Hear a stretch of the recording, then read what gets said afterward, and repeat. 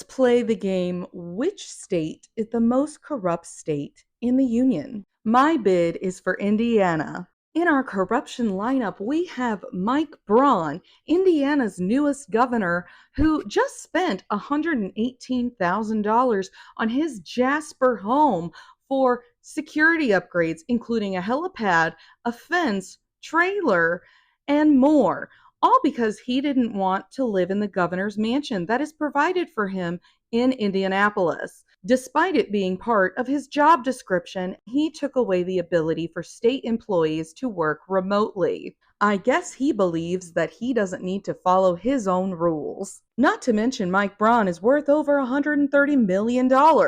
Mike Braun also, quote, said he is tickled pink that the EPA rollback wanted to pair with Indiana for this announcement last week.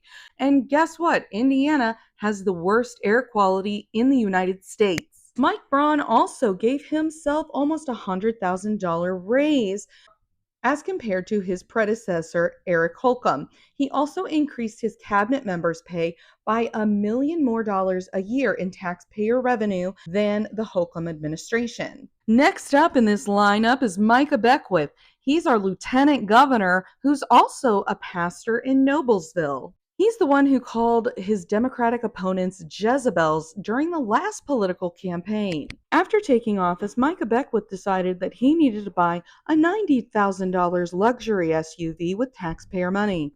He also introduced a faith-based initiative through the lieutenant governor's office, despite that seeming to be in conflict with the idea there needs to be separation of church and state. Next up on this horrendous roster is Diego Morales. He is the Indiana Secretary of State.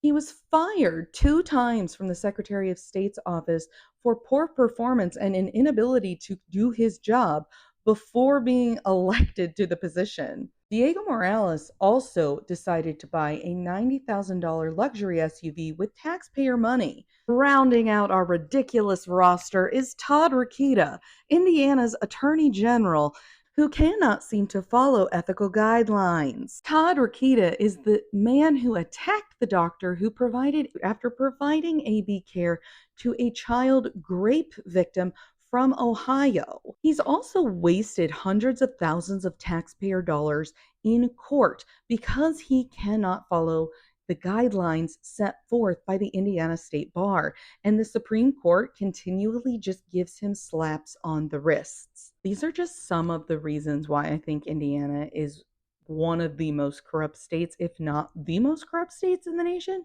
Please put in the comments if you have additional